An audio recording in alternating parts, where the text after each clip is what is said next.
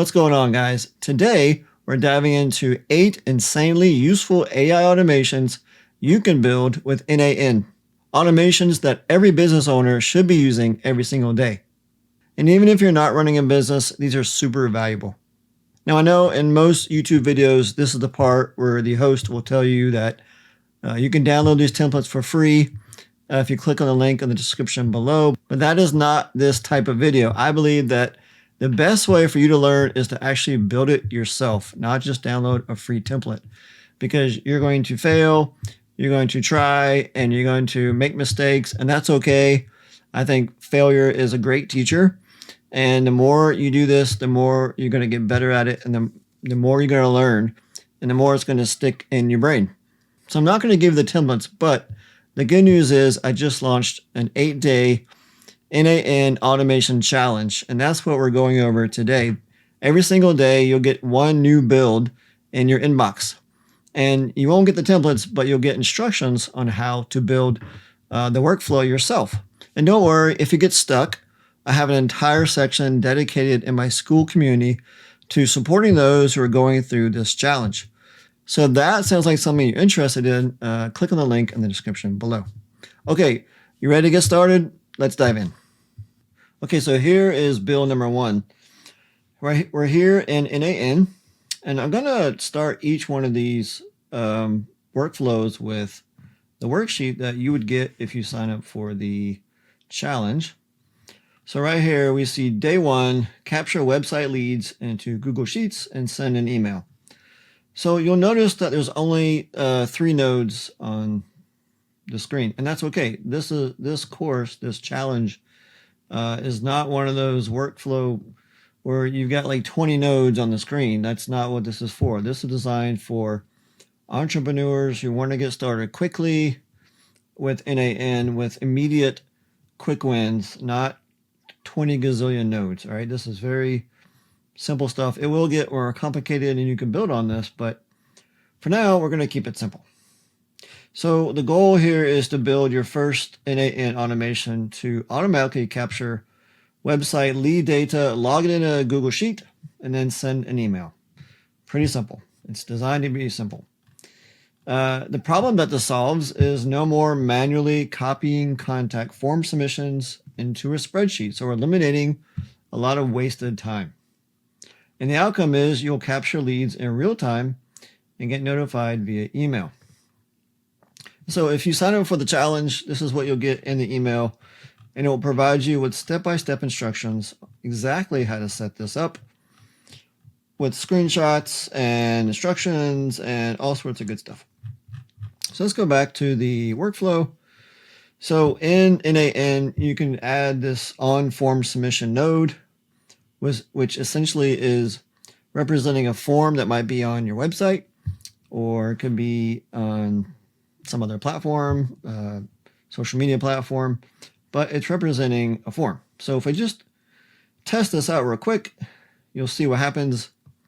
As soon as I hit test workflow, this form comes up, and then you fill it out.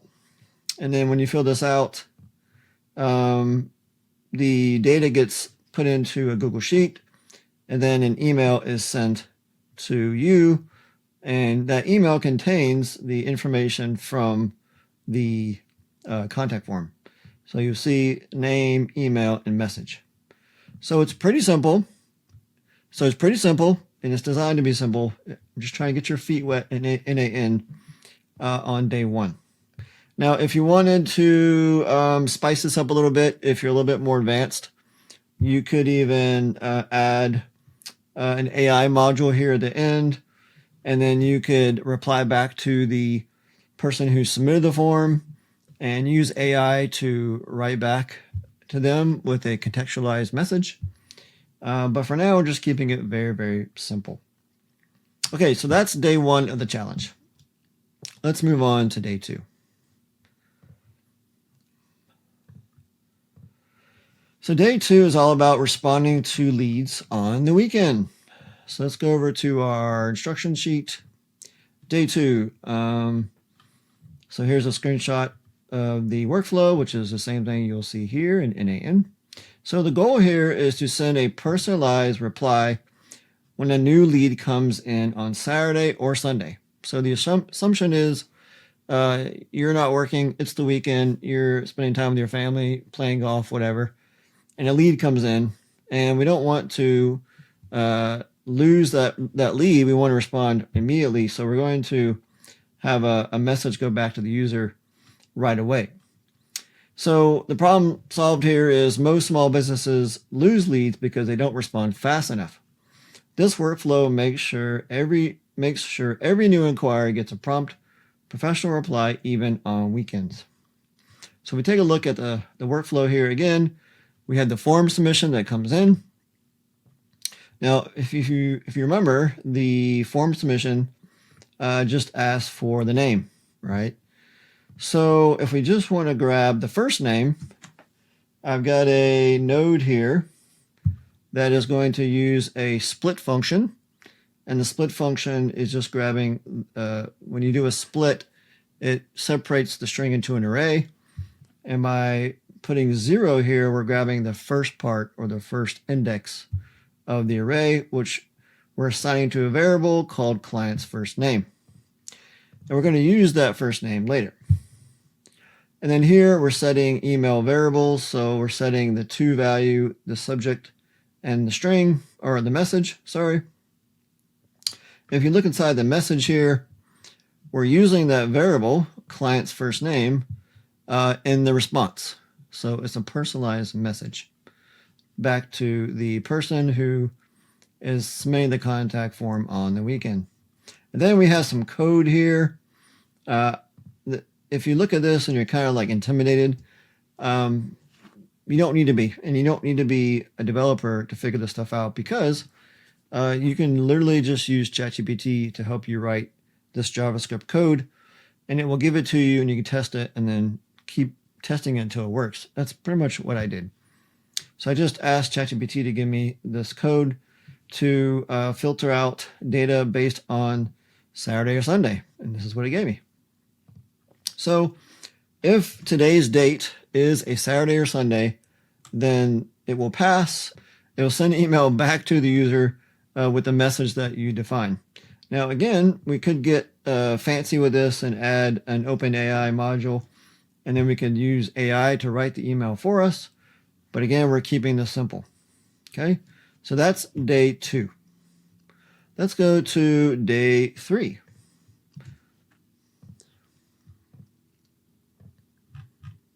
Day 3 is you get a daily report of all new leads. So if you're in a situation where you're getting a bunch of leads coming in, it can get a bit overwhelming and you're not sure which ones have been replied to. Maybe you're not sure who's taking care of this lead, who's taking care of that lead. So it's helpful to have a daily report to keep track of all your leads.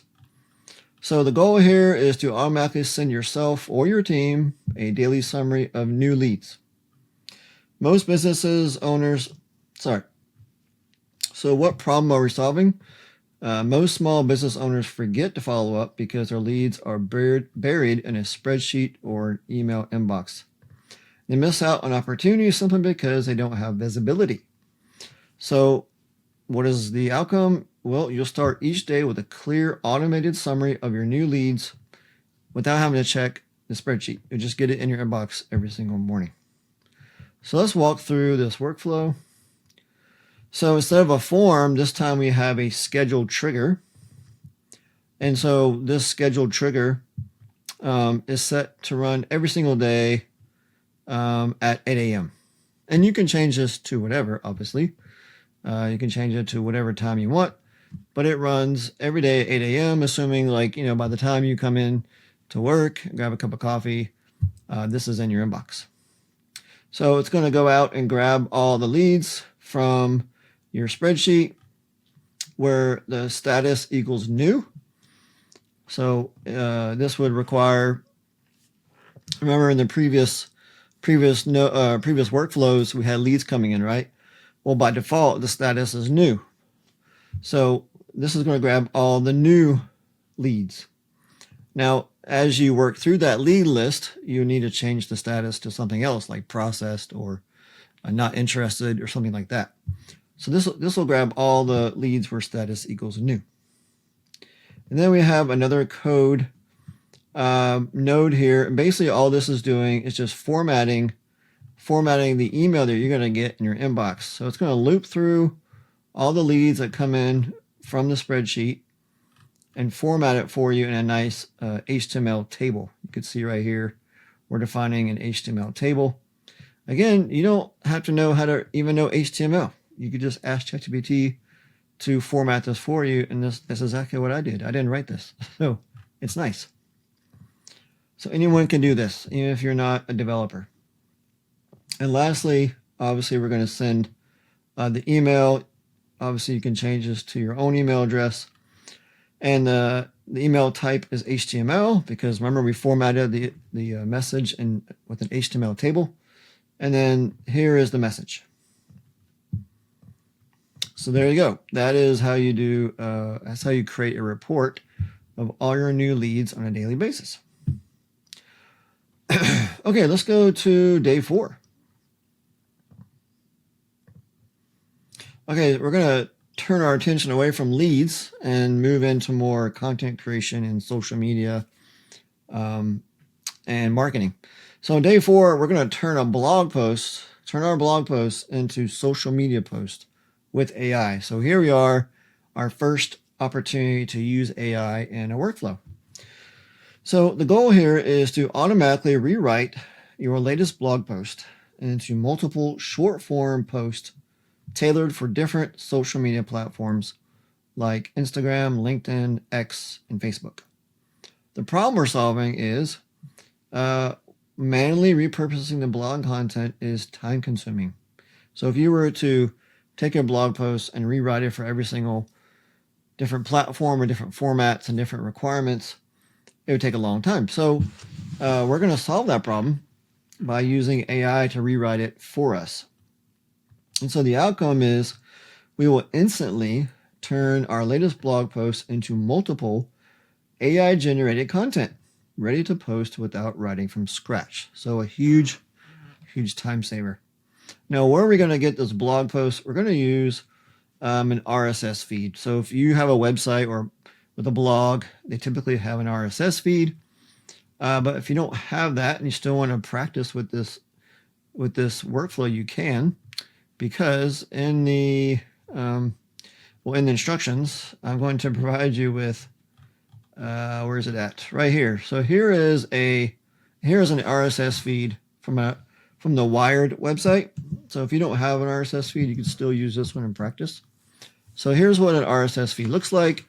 It's just a bunch of gobbledygook, and but basically every one of these items is a blog post.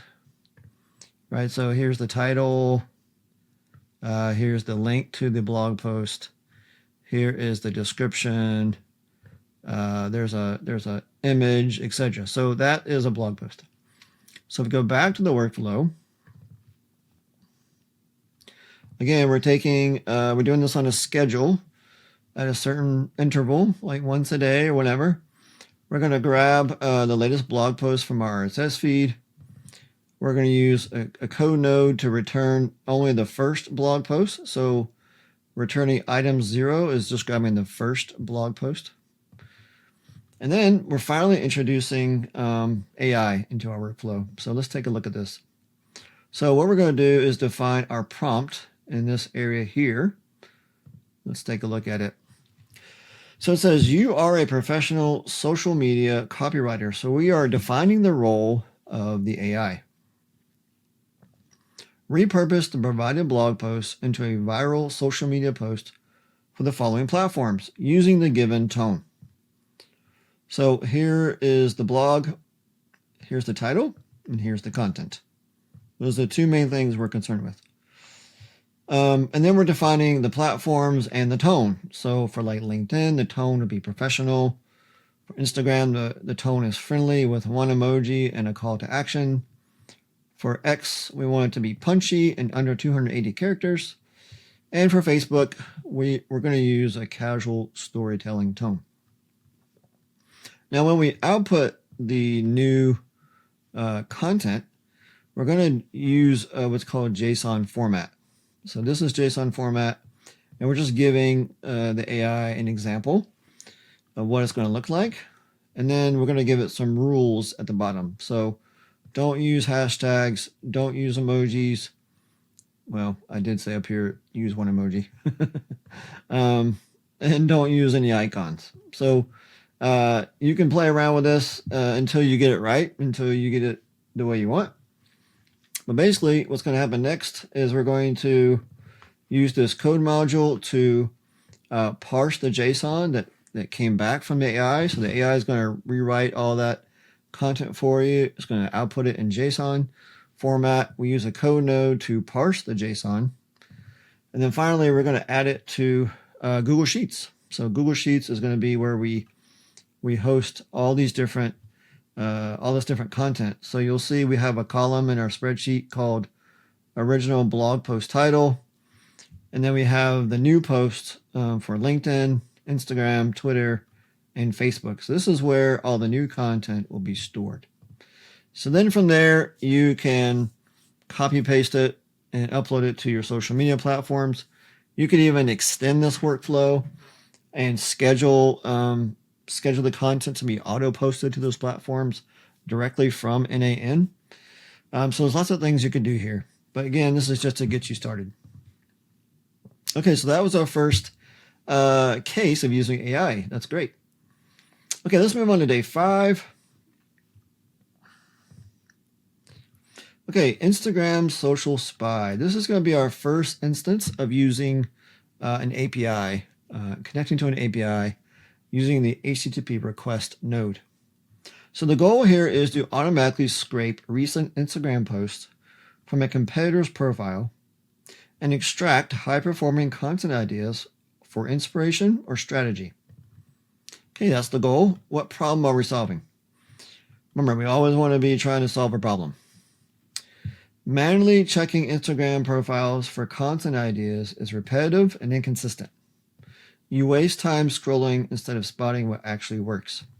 With this workflow, you automate competitive analysis and turn it into a repeatable advantage. So what is the outcome? Well, you'll get a regularly updated list of your competitors' most engaging Instagram posts, including captions, hashtag, and like counts delivered to your Google Sheet. Okay, so again, you'll get step-by-step instructions when you sign up for the challenge. So to scrape Instagram, we're going to be using an API on a website called Appify. In fact, I'll just go ahead and go there now and show you what it looks like. So here we are on the Appify website, and this website has a whole bunch of scrapers. And right here on the right, you can see we have an Instagram scraper. So when you connect to the scraper, it will go out and it will grab, well, it tells you right here, it will download posts, profiles, places, hashtags, photos, and comments from a specific profile. So if we go to our workflow in day 5, let's take a look at it. Yep. So the way that we're triggering this is in our Google Sheets, a Google Sheets spreadsheet, which I can show it to you here. Basically what we're doing is we're watching for a new row being added to Google Sheets. So if I were to go here and add a username of one of my competitors and then tell it how many posts I want to scrape, this workflow is listening and waiting for any new rows to be added to that spreadsheet. And as soon as it detects a new row, it will be triggered. And then that's going to trigger the HTTP request, which is going to go out to Appify, and it's going to run this actor that we were just talking about. It's going to run that actor. It's going to pass information to the actor, telling it what profile it wants to scrape, how many posts it wants to scrape. And then when we get back the results, we'll dump it into Google Sheets. And so if we go back to our spreadsheet, the bottom there's another sheet here called posts. And you'll see I've already got some data here. So username, the owner's full name, the caption, the URL of the post that was scraped. We have comments count, likes count, timestamp when it was posted. If it's a video, if it's a sidecar, if it has any hashtags. And if it's a video, we have the video play count and the video duration. Pretty cool automation where you're able to scrape competitors' Instagram profiles and analyze what's working for them, and then use that as a launch pad for or inspiration for your own social media content strategy. Okay, let's move on to day 6. Day 6. Okay, so not every business needs this, but a lot of creative agencies send out proposals. So they'll get, someone will call them up and say, hey, I want to potentially work with you. Let's talk about projects. And then that agency will send out a proposal with information about who they are and information about the project, and then pricing and timelines and deadlines and milestones, deliverables, all that good stuff. So that can be a very lengthy and tedious process. When I used to work for web design companies, this could take like days. This could take days of multiple meetings trying to figure this stuff out. It's a lot of work. And so something like this can actually automate it and make it a lot more efficient. So the goal here is to automatically generate and email a personalized proposal when someone submits a form. We're going to use Google Slides template as the base. You can use Word doc, you can use PandaDoc, but in this example, we're using Google Slides. So the problem we're solving is manually building proposals slows you down and leaves room for error. It can take a long time. Trust me, I've done a lot of proposals. And copy pasting info into templates wastes time and breaks your flow. So the outcome here is, what we're going to do is, the idea is as you're on the phone with the customer, you're going to have a form open in front of you, like Typeform. And then as you're talking to the customer, you fill out the form.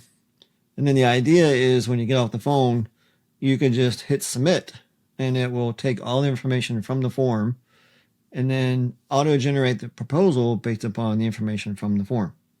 So that's going to require replacing like variables in your Google Slides template. And let me show you what that looks like.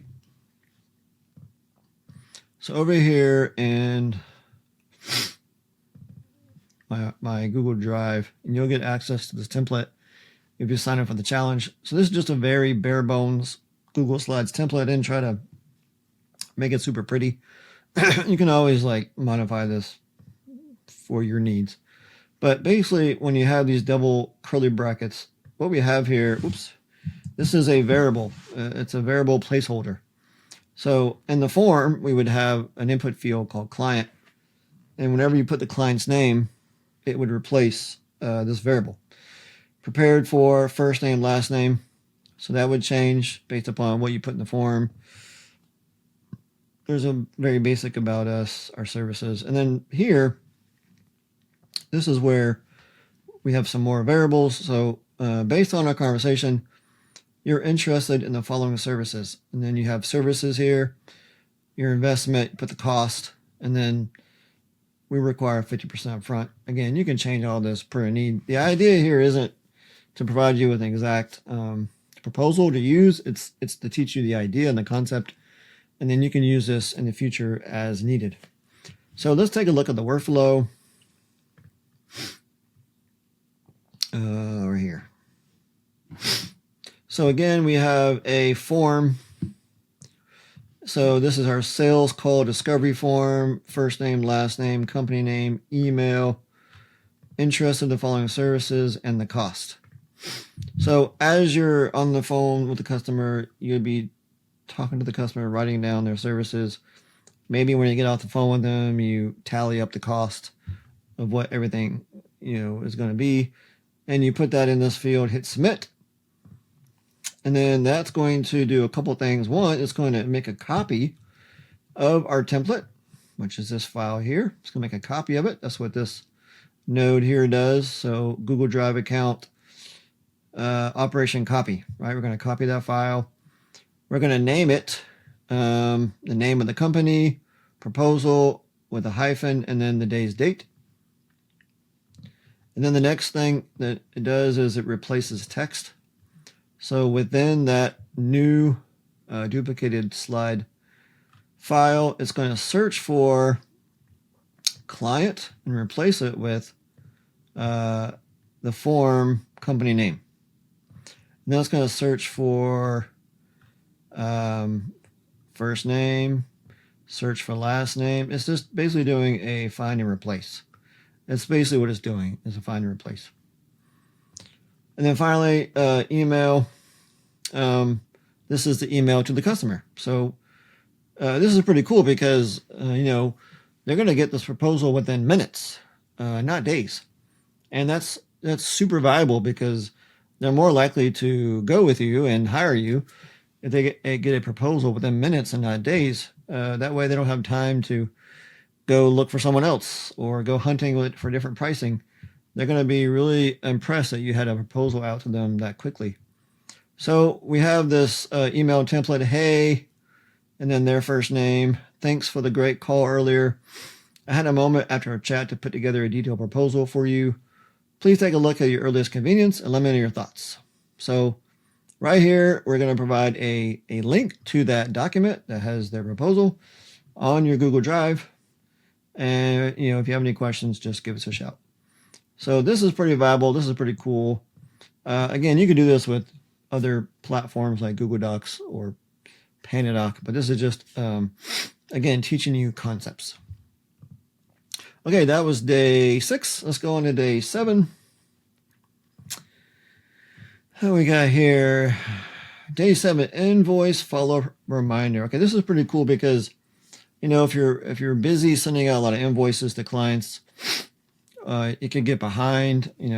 People forget to pay, and you have to keep up with them. 30 days out, 60 days out, you got to chase people down.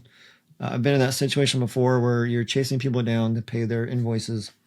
So this is a pretty cool tool for businesses to automatically generate and send a personalized email reminder to clients with overdue invoices using dynamic data from a Google Sheet. And we're also going to use AI in this invoice or in this workflow. So let's take a look at it.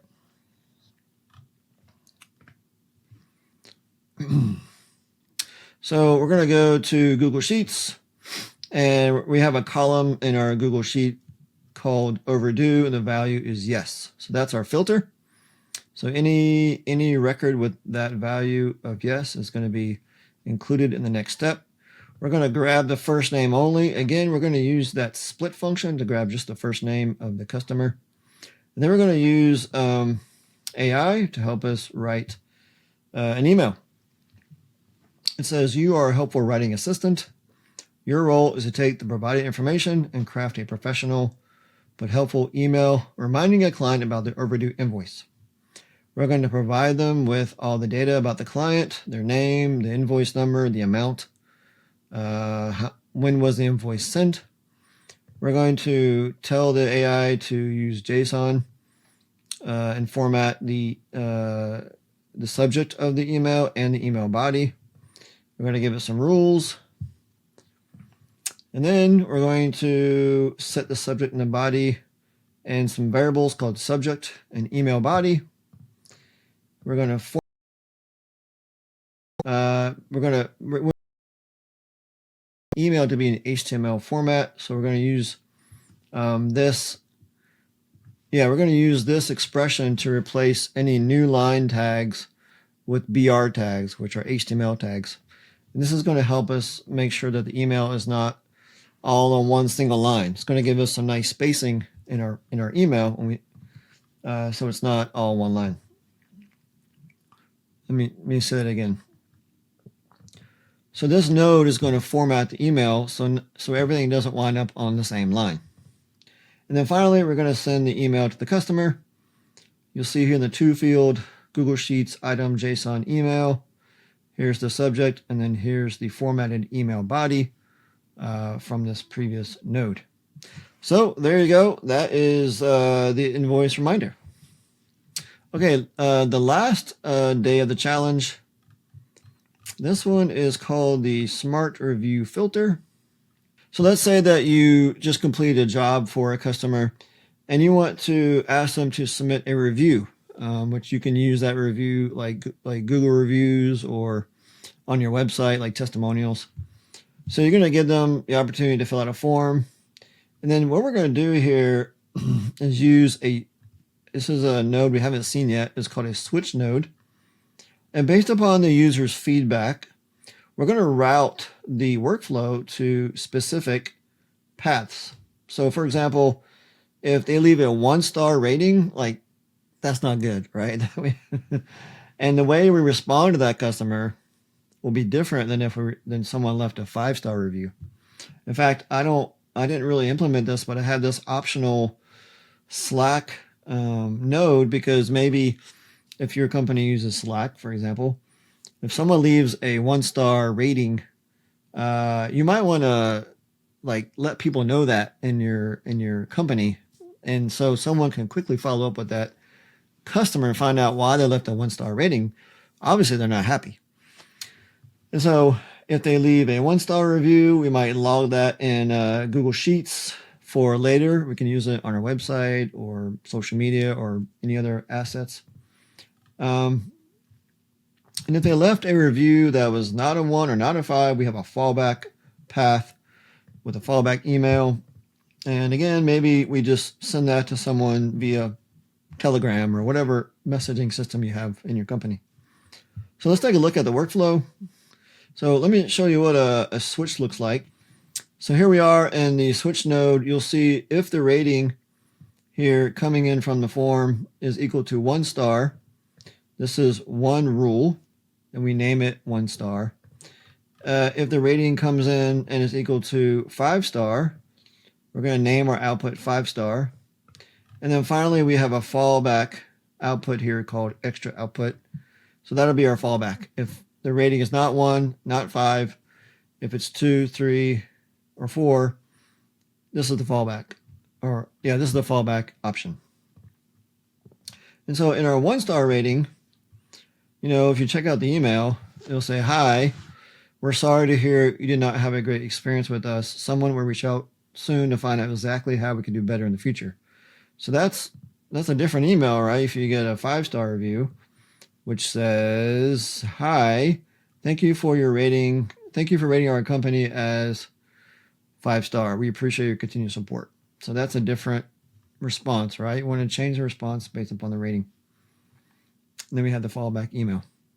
So if we go back to the workflow, again, you're going to get all the instructions on how to set that up. If you sign up for the challenge with screenshots, again, I think the best way for you to learn this stuff is not to download this template. The best way for you is to learn. So I hope this video was helpful. NAN is a really powerful platform, but it can be a bit overwhelming. So I designed this challenge for beginners, for people who are kind of new to NAN and they want to get their feet wet, but not something too complicated. So if that sounds like something you're interested in, again, click on the link in the description below to check out the 8-day challenge. Okay, thanks for watching. I'll see you in the next video. Bye for now.